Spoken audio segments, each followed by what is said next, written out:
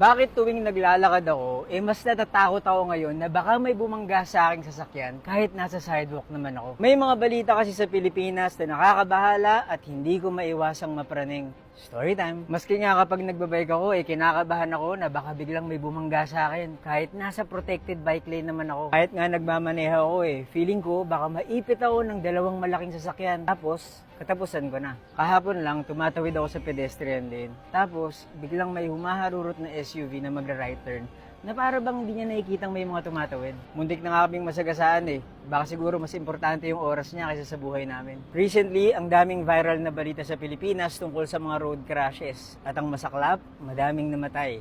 May bata, may nanay, may tatay. At ang naisip ko, baka pwedeng isa ako dun. Nakatayo lang sa airport o bumabiyahe sa expressway.